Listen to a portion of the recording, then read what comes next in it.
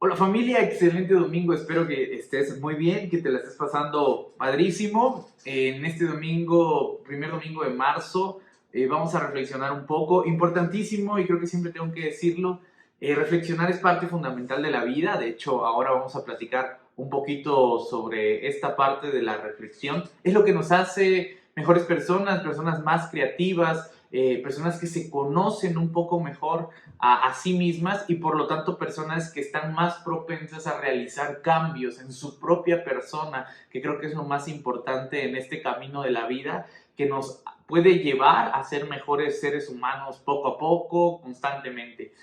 Vamos también a darnos la oportunidad de adorar a Dios, de hacer esta reflexión no cotidianamente como quizá algunas otras personas pudieran hacerlo, lo cual es muy bueno, pero en esta ocasión es hacerlo a través de Dios, hacerlo a través de esa fe que nosotros tenemos y de cómo este Dios nos puede ayudar a entendernos, a conocernos y a ser cada día mejores personas. Te pido que podamos escuchar estas alabanzas, que en actitud de oración podamos conectarnos con Dios, conectarnos con el Creador, podamos estar en sincronía con todo lo que Dios nos ha dado en esta vida y al mismo tiempo pensar en qué podemos hacer mejor nosotros. Dejar todas las cargas a un lado, estar en paz y darnos un tiempecito para poder reflexionar después de toda una semana que quizá puedan ser difíciles, quizá puedan ser muy estresantes, quizá puedan ser angustiantes, pero de verdad si dejamos las cargas, por lo menos cada semana, podemos empezar una buena semana después de este momento. Te pido que oremos y que a continuación nos demos la oportunidad de escuchar, de reflexionar y de cambiar lo que hay que cambiar. Oremos. Padre, muchas gracias por este momento, gracias por este día, gracias por la oportunidad que nos das de estar juntos a través de la distancia, algo que no había tenido ninguna otra generación, sino que nosotros somos aquellos que podemos tener este privilegio. Bendícenos, Señor, ayúdanos a estar en comunión a pesar de la distancia, que tu Espíritu Santo nos una a todos a pesar de toda esta separación que podemos tener de este confinamiento. Nos dejamos en tus manos, Padre, en el nombre de Jesús. Amén.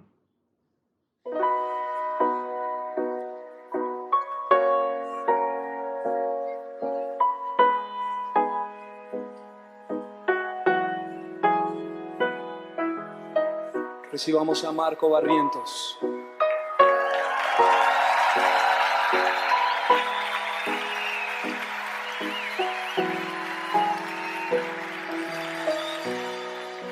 Dios de mi corazón, en ti encontré mi salvación. Tu gloria y majestad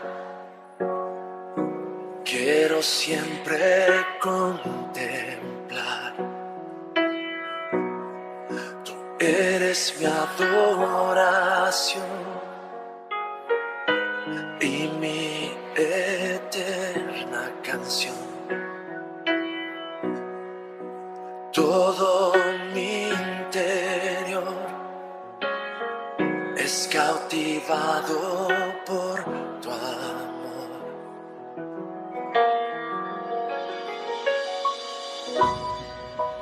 Eres Dios eterno, solo tú eres bueno, Dios incomparable eres tú. Nunca me separaré de tu gran amor, eres mi Señor, mi Salvador.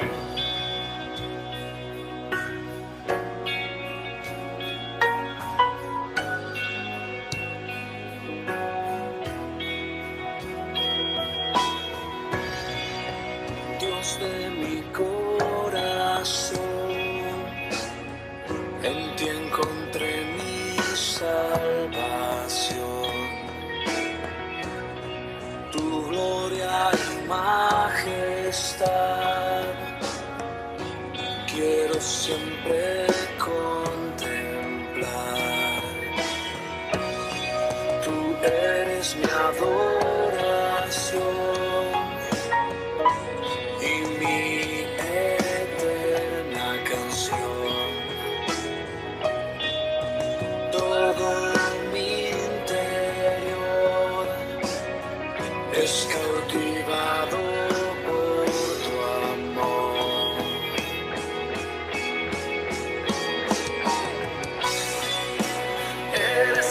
Dios eterno, solo tú eres bueno, Dios incomparable, eres tú. Nunca me separaré de tu gran amor, eres mi Señor, mi Salvador, eres Dios eterno, solo tú eres bueno, Dios incomparable, eres tú.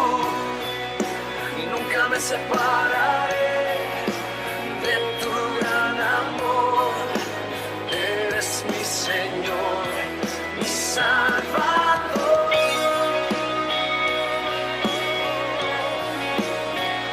Sí, Dios, te exaltamos. Tú eres digno de recibir toda la gloria. Aleluya,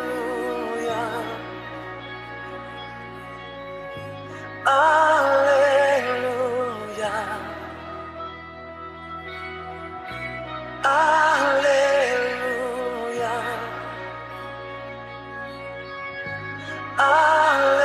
aleluya, aleluya.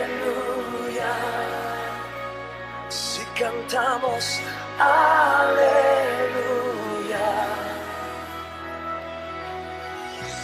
aleluya,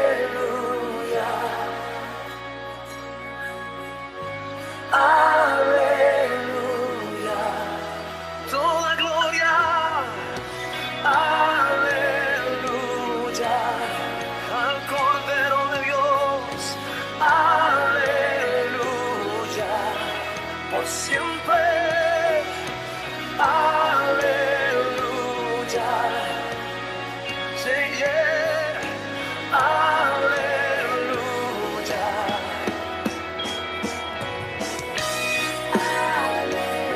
aleluya,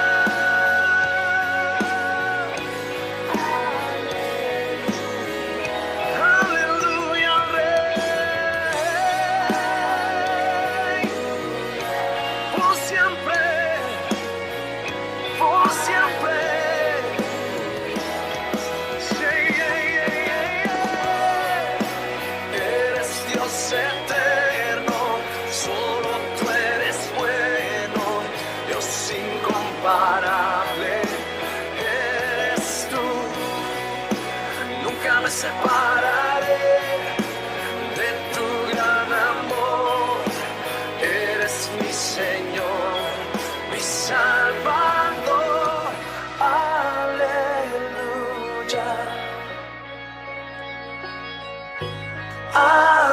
aleluya,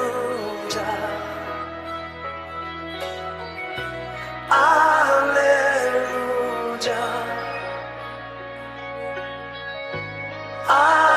aleluya, por siempre, por siempre, aleluya, cantaremos a ti, aleluya, precioso Dios, aleluya, solo tú eres digno, aleluya, digno de suprema alabanza, aleluya, digno es el Cordero, por siempre.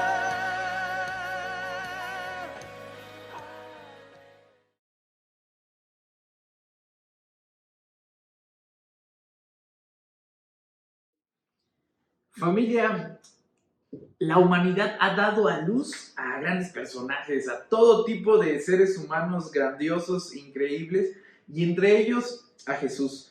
Jesús es una persona que se considera aproximadamente por la tradición, vaya, que los últimos 3 años de su vida hace un ministerio muy importante. No quiere decir para nada que este ministerio haya durado 3 años o que de un día para otro Jesús estaba místicamente preparado para dar todas las enseñanzas. No, para nada. Más bien quiere decir que hay todo un proceso de preparación que quizá no se cuenta del todo en el texto bíblico o en las historias de Jesús, pero que por supuesto que están presentes, tienen que estar presentes para que este Jesús en los últimos 3 años de su vida pueda realizarlo. Ahora es bien interesante pensar que Jesús tendría aproximadamente 33 años cuando va a ser crucificado allá en Roma. Y esta edad, pues la hace bastante joven para todo el proceso que él había tenido. Ahora lo digo porque este es el primer mensaje que yo quisiera compartirles, es la primera reflexión que les comparto. Yo llegando al 3er piso, mi primer mensaje de los 30 años, y para mí también es una experiencia bastante interesante porque después de un proceso bastante largo de vida, uno puede ver la vida de otra manera, pero no solamente la vida, sino que la religión también la puede ver de otra manera. Y no solamente la religión en general, sino que a la misma Biblia uno lo ve, lo entiende y lo comprende de otra manera. Y lo que falta por recorrer para seguir viendo distinto, yo sé que tú puedes entenderme, la vida no es la misma conforme va pasando el tiempo. Uno va adquiriendo experiencias, uno va aprendiendo cosas, uno se va arrepintiendo, ¿a poco no? Se va arrepintiendo de cosas que hizo, de cosas que dijo, ¿no? De algunos sueños incluso que tenía que no eran los correctos, y uno va entendiendo estas formas nuevas de ver la vida. ¿Quiere decir que llegamos al final? No. Quiere decir al contrario que seguimos avanzando, pero si esta cosmovisión, si esta forma de verte a ti mismo, de ver a Dios, de ver a la Biblia, de ver a la vida va cambiando, quiere decir que vamos por el camino correcto, porque quiere decir que seguimos aprendiendo. Jesús, el sabio, como hemos titulado a esta historia, es un personaje bien interesante porque es el personaje que nos va a ayudar a ir reflexionando a lo largo de toda la vida para irlo entendiendo de manera diferente. ¿Qué es la sabiduría en este caso? La sabiduría es un aprendizaje aplicado. ¿Y por qué Jesús es sabio? O sea, ¿qué es lo que hace a Jesús una persona sabia que sea digno de escuchar o digno de aprender? Que es un Jesús que puede hacer del aprendizaje un aprendizaje aplicado. Muy interesante. Que no solamente es alguien que te motiva a aprender las cosas, sino que es un aprendizaje aplicado. Si lo tienes en tu cabeza, no es sabiduría. Es hasta el momento en el que eres capaz de llevar a cabo y de aplicar ese conocimiento, en el que ese conocimiento pasa a ser sabiduría, porque ya lo hiciste realidad, ya lo puedes volver realidad en cada momento de la vida. Y Jesús es bien interesante porque cada vez que Jesús enseña con cosas aplicables para que no se quede en un conocimiento, sino para que este conocimiento pueda ser aplicado y entonces convertirse en sabiduría. Cada vez que tú te acercas a escuchar a Jesús, a reflexionar en este personaje histórico y religioso, tú puedes encontrarte con muchas enseñanzas que se pueden volver sabiduría si las puedes llevar a cabo, si eres capaz de aplicarlas en tu vida cotidiana. Esta es la sabiduría. Vamos a hablar un poquito, es un concepto muy interesante, pero te quiero decir por qué del hablar de la sabiduría. Y es que hay mucha gente que a mí personalmente me han preguntado varias cosas y las constantes son ¿por qué a mí? ¿No? Es como que esa pregunta que a veces todos tenemos cuando pasa algún acontecimiento. Queremos comprender por qué está sucediendo, sobre todo si tenemos alguna expectativa de que tal cosa no la merecemos. Entonces nos preguntan, ¿por qué a mí? ¿Por qué me suceden cosas malas? Hay personas que de repente pierden un familiar en alguna situación complicada, difícil, y dicen, ¿pero por qué sucedió? O sea, ¿qué hicimos? Esa es la otra pregunta. ¿Qué hicimos para que esto sucediera? Yo no me lo merezco, no considero que me lo merezca. ¿Por qué no tengo lo que quiero? Porque hay gente que tiene lo que sueña y yo por más que me esfuerzo no puedo tenerlo. Entonces hay esas preguntas en la mente de todos. Tú seguramente tienes alguna pregunta y esas son las que vamos a tratar de resolver con sabiduría. Lo que yo quiero decirte con esto es que hay gente que no se busca esas situaciones. ¿Por qué? Porque hay gente que sí se las busca y pues ya hasta es cínico preguntarse por qué a mí, ¿no? O sea, es una persona que se la pasa fumando toda su vida y de repente tiene cáncer de pulmón y llega cínicamente a preguntar por qué a mí. Dices, oye, bueno, no, así no funcionan las cosas. Pero en verdad hay gente que no se lo busca y de repente tiene una enfermedad como cáncer. Y dices, ¿qué onda? ¿Por qué sucedió? Ahí es cuando es más válida esta pregunta. Pero esto nos lleva a un contraargumento. Y este argumento es que la gente se hace esas preguntas porque considera, desde su argumento, que no se lo merece. ¿Por qué no se lo merece? Porque se considera buena. Y entonces llegamos a un punto moral en donde la gente mala se merece cosas malas y la gente buena se merece cosas buenas. Eso está en nuestra cabeza moral con la que nos hemos construido. De hecho, pertenece a nuestro concepto de justicia con el que hemos crecido toda la vida. La gente mala se merece que le pasen cosas malas, la gente buena se merece que le pasen cosas buenas. Creer que uno no se merece cosas porque es bueno implica creer que cuando uno peca es porque se merece cosas malas. Por lo tanto, algo está pasando porque yo he pecado. Y ahí es donde viene el error de todo el argumento que le atribuimos al libro de Job. En el libro de Job creemos que las cosas pasan por algo.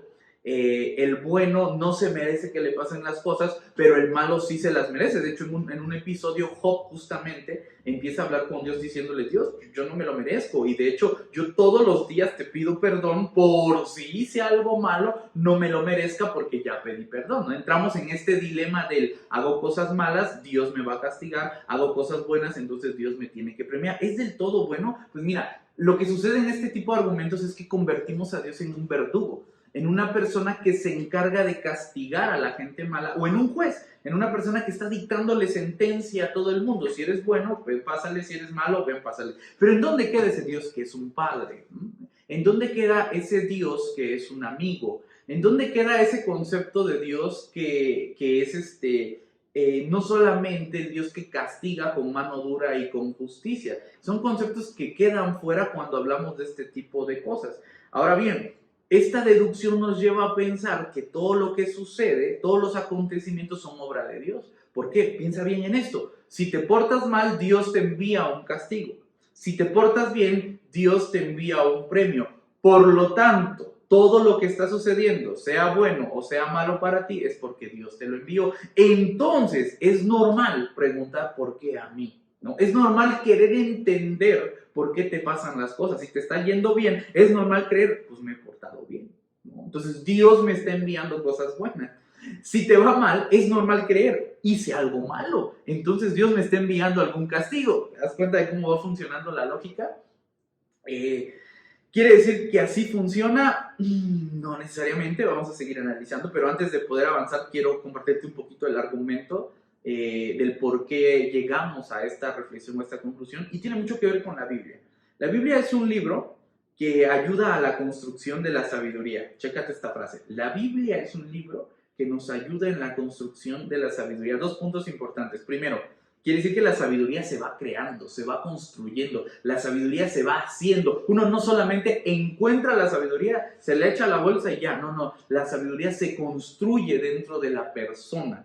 Y esto es importante para que tú como humano, si quieres ser una persona sabia, te des cuenta que eso cuesta, porque se tiene que ir haciendo. ¿Cómo funciona esta construcción de la sabiduría? Yo aquí tengo una formulita muy interesante: es experiencia o reflexión, ¿ok? Cualquiera de las dos, ya sea que tú tengas experiencias o que reflexiones, pienses, tengas una mente crítica, cualquiera de las dos combinadas son magnífico, pero con una de las dos funciona. Experiencia o reflexión más aprendizaje aplicado es igual a sabiduría. ¿Qué es esto, aprendizaje aplicado? Que a la conclusión a la cual tú llegues con la reflexión que tú hiciste o con la experiencia que tuviste, esa conclusión la apliques, entonces se convierte en un aprendizaje aplicado. La experiencia o la reflexión más ese aprendizaje ya aplicado es sabiduría. Tú puedes decir que tienes sabiduría cada vez que has tenido una experiencia, has reflexionado, has obtenido una conclusión y esa conclusión la llevas a cabo, la aprendes, la pones en práctica, puedes decir que has adquirido sabiduría. Por otro lado, el punto 2 es que la Biblia es un libro de preguntas. Mira, la Biblia es un libro de preguntas, de paradojas, de misterios, es un libro de debates, de argumentos. La Biblia tiene un montón de cosas padrísimas. Hay otra versión de personas que dicen que la Biblia es un libro de leyes, es un libro de verdades, es un libro de afirmaciones. Mira, yo no quiero decirte si estás bien o estás mal, cualquiera de las que tú creas, pero quiero compararte las consecuencias de poder iniciar en un lugar y poder iniciar en otro lugar. Las personas que consideramos que la Biblia es un libro de preguntas, de paradojas, de debates, de misterios, empezamos a entender que la Biblia se convierte en un espejo que nos confronta como seres humanos, que cuando nosotros traemos una idea, la leemos, la debatimos, la preguntamos, que a veces hasta la Biblia misma nos arroja preguntas con todo lo que está escrito en ella y nos hace pensar, y nos hace ser personas pensantes. Por otro lado, cuando la gente piensa que la Biblia es un libro de leyes, de verdades, de afirmaciones, la Biblia se convierte en un libro de consulta. O sea, piénsalo bien. La gente llega a la Biblia a buscar las respuestas, a buscar la verdad, ¿no? Y ya nada más llega con el dedito a decir, mira, acá dice que, aquí está escrito que tiene que ser así. La verdad es que, y eso te convierte en una persona, en el mejor de los casos, obediente o sumisa. Una persona que lee y acepta y punto. Contrario a la anterior, que es una persona que lee, piensa y pregunta y te hace una persona reflexiva. Como consecuencia final, esta persona reflexiva se hace humilde porque entiende que no lo sabe todo. Porque entiende que nunca lo va a poder aprender todo. Porque tanto confrontarse se da cuenta que uno puede cambiar su forma de pensar y ser cada vez mejor. Por otro lado, una persona que se vuelve obediente y sumisa porque consulta la verdad, se convierte en una persona soberbia, porque cree que ya lo sabe todo, porque cree que ya tiene la verdad, porque cree que está en la doctrina correcta, porque cree que al tener la verdad en sus manos, tiene el poder de irle a exigir a todos que la cumplan y de que nadie lo cuestione a él o a ella. Entonces son actitudes que crecen a partir de cómo tú te acercas al texto bíblico. Por eso yo tengo una frase acá muy interesante, a ver si te gusta, dice, dime con qué actitud llegas a la Biblia y te diré qué tipo de religioso eres. Dime con qué actitud te acercas a la Biblia y te diré qué tipo de religioso eres. Te puedes acercar a la Biblia pensando en que es un libro que te va a ayudar a pensar, a reflexionar. Puedes acercarte a la Biblia pensando en que es un libro de consulta que te va a decir toda la verdad y que no necesitas usar de tu cerebro, de tu reflexión para aprender algo nuevo.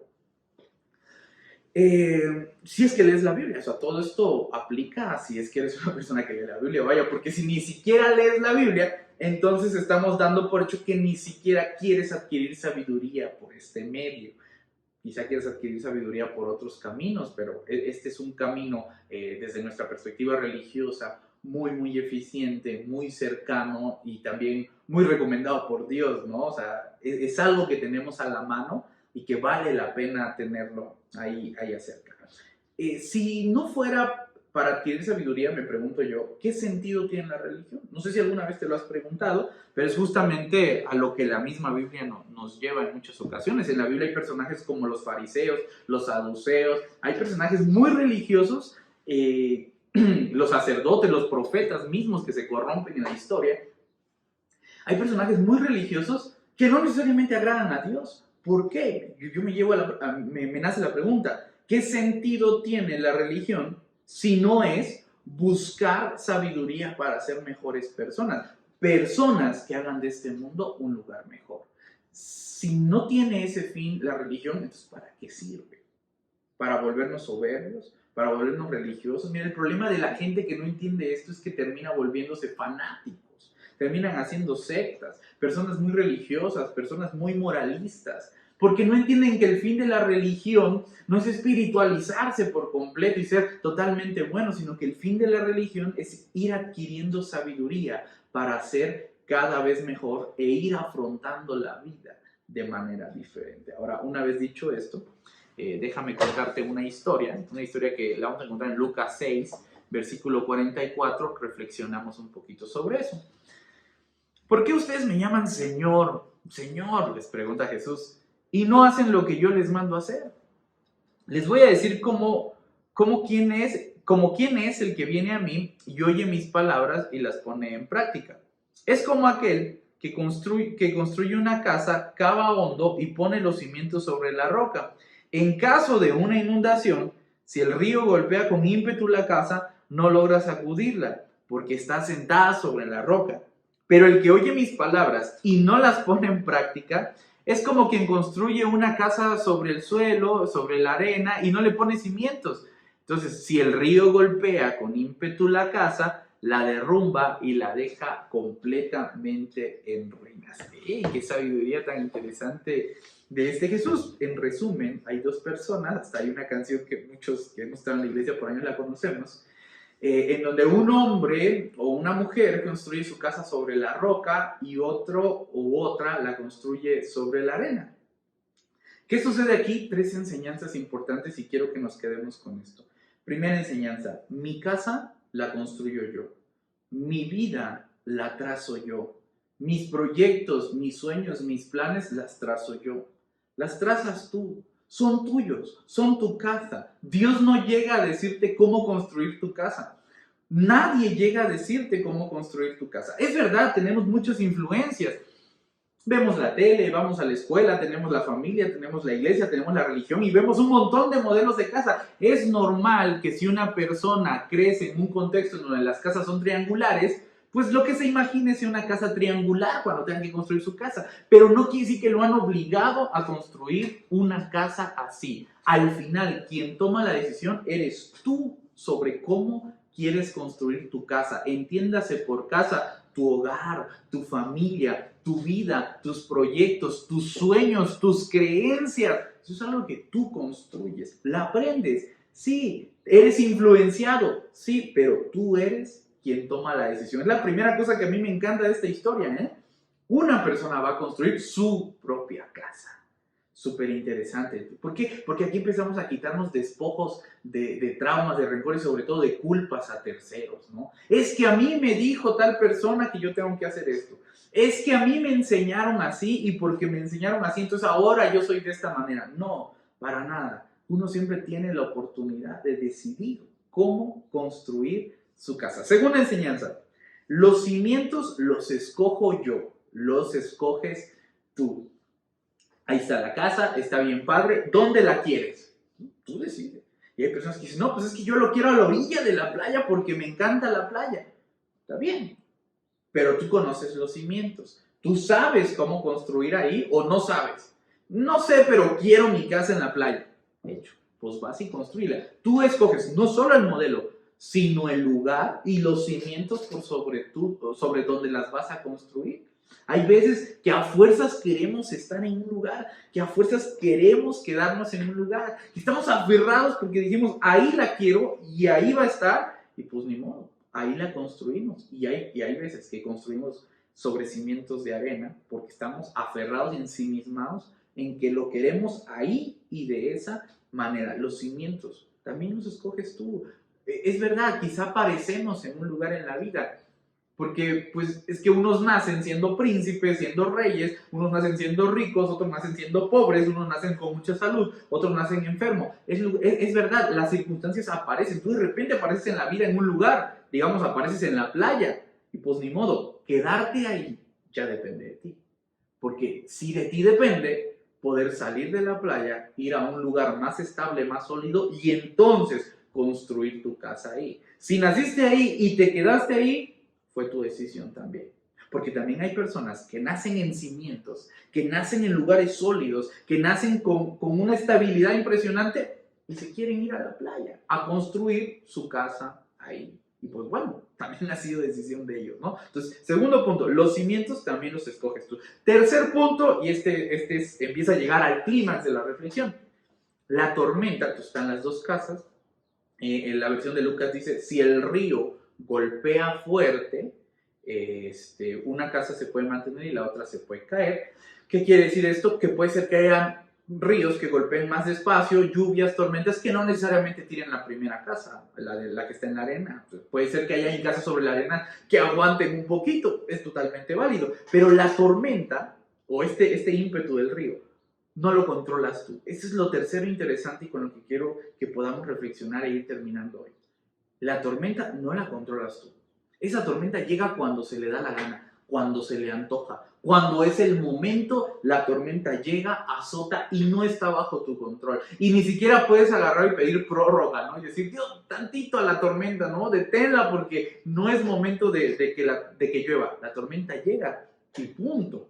Y con esto de la tormenta me gusta compararlo con el devenir de la vida. Las situaciones, las consecuencias de la vida llegan cuando menos te lo esperas. Caray, un accidente, una enfermedad, una crisis económica, una pandemia. Las cosas de repente llegan y uno no les puede poner un alto, simplemente atropellan como una tormenta. Pero esto también es interesante. No vienen de parte de Dios. O sea, la tormenta tampoco la envía Dios.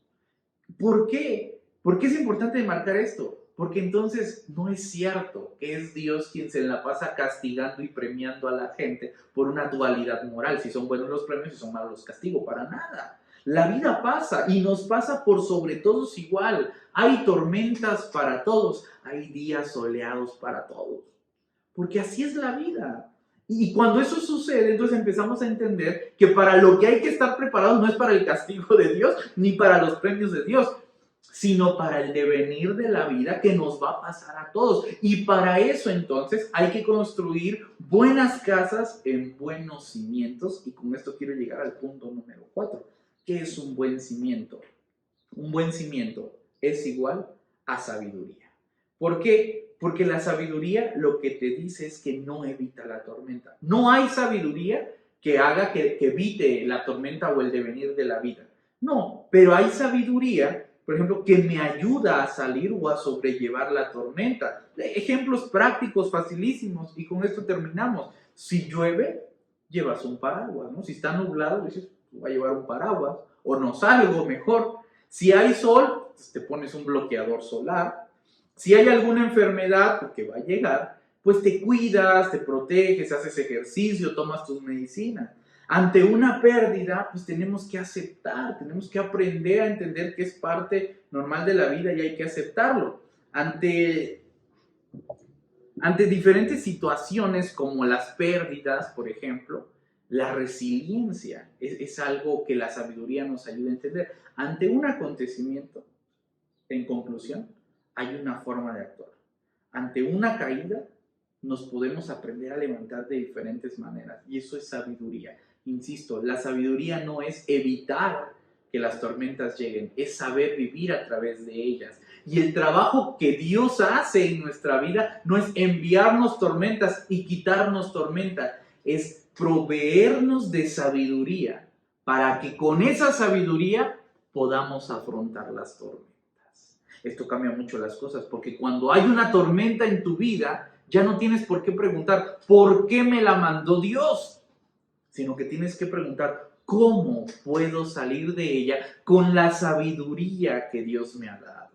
Pero si existen personas que no tenemos sabiduría, si existen personas que nunca nos hemos preocupado por aprender, si hay personas que nunca le hemos dedicado tiempo a adquirir sabiduría y aplicarla, créeme, es mucho más fácil pensar que Dios lo mandó y culpar a Dios por todo lo que está pasando. Y personas que tienen baja autoestima y actitudes depresivas, es mucho más fácil pensar, es que me lo merezco, es que soy malo, es que hice cosas malas, es que Dios me está castigando, es que el diablo está atrás de mí, aunque eso del diablo es para personas más soberbias que piensan que hasta el mismo diablo les anda arruinando la vida. No, la vida pasan cosas porque así está diseñada que sucedan, para poner en práctica constantemente nuestra sabiduría y para que nosotros como personas aprendamos a ser mejores seres humanos.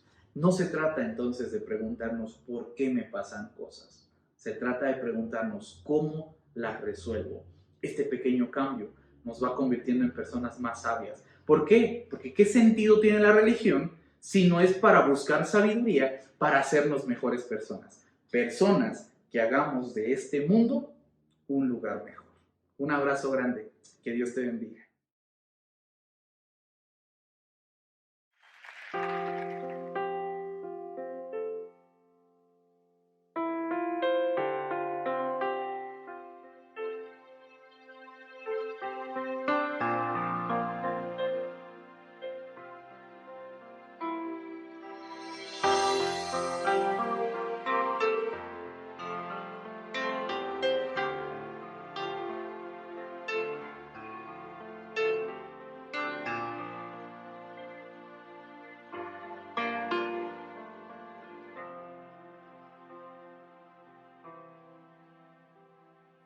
Vengo a rendirme a tus pies, agradecido Señor, me perdonaste, cambiaste mi corazón.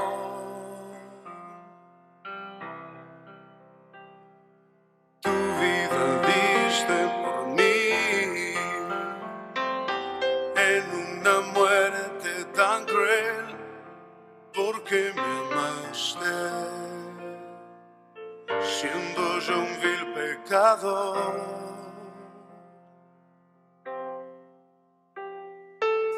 Quiero posarme ante ti, Jesús, y en silencio reconocer que tu amor por mí no merezco. Mi Jesús, mi amado, quiero posarme ante ti para adorar. Mi Jesús, mi amado, quiero regar con mis lágrimas tus pies. Quiero besarlos y así permanecer.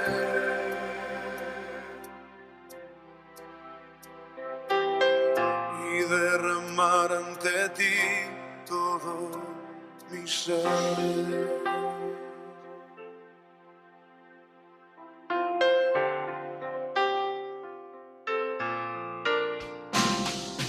Vengo a rendirme a tus pies, agradecido Señor, me perdonaste, cambiaste mi corazón.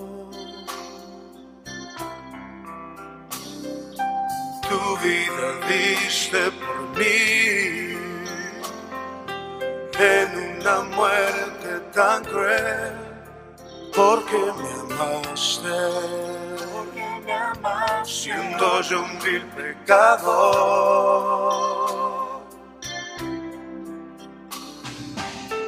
Quiero posarme ante ti, Jesús, en silencio,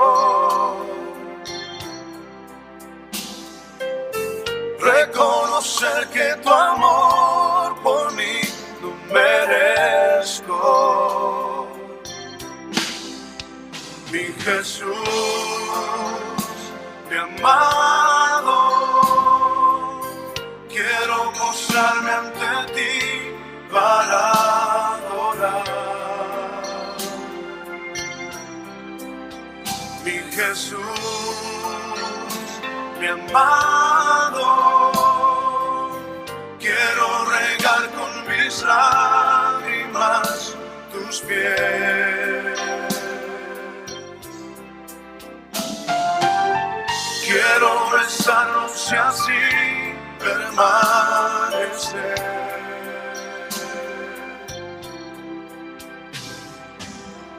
Y derramar ante ti todo mi ser.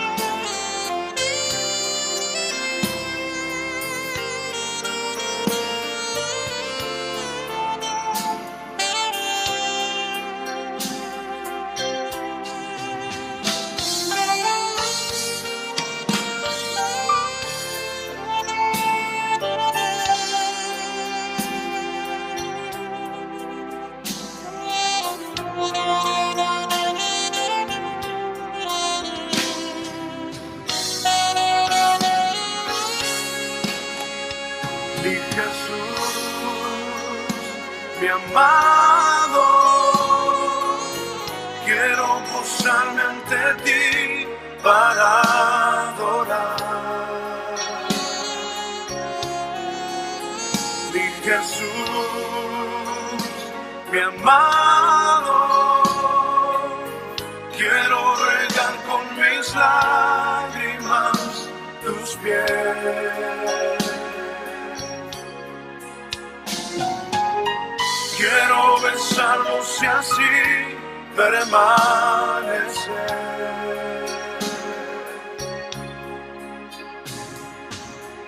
Y derramar ante ti todo mi ser.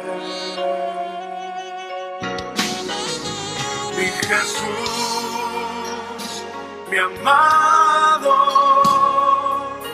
quiero posarme ante ti para adorar. Mi Jesús, mi amado, quiero regar con mis lágrimas tus pies. Quiero besarlos y así permanecer.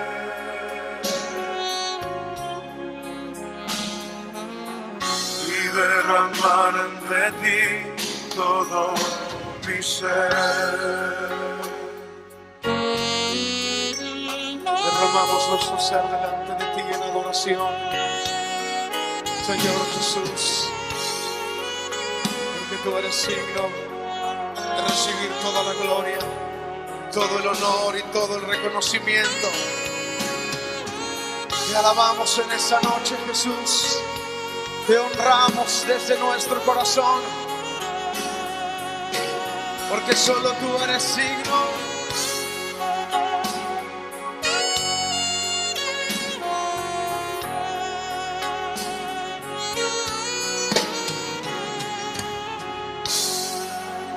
Aleluya.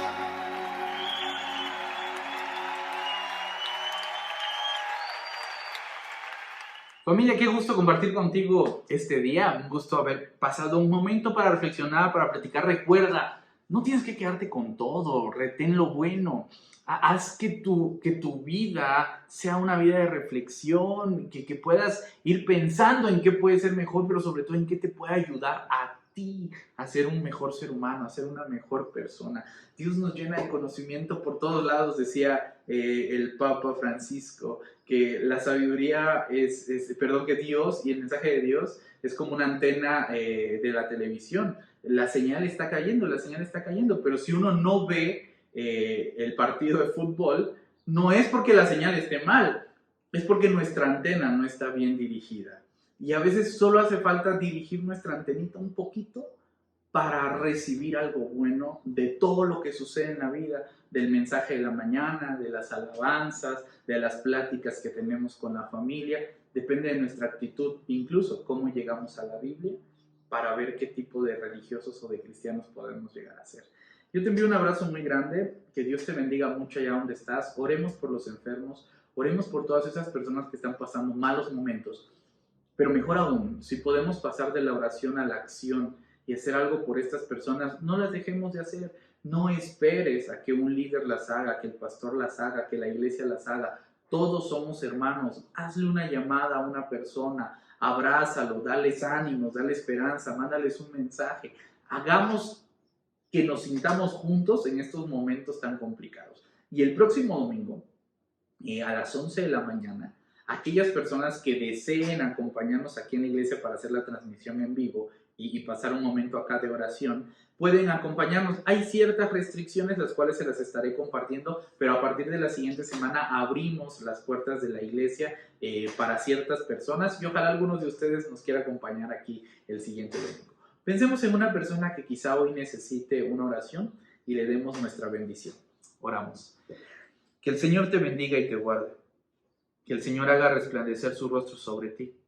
Que el Señor tenga de ti misericordia y que ponga en ti paz. Amén. Un abrazo, familia. Excelente domingo.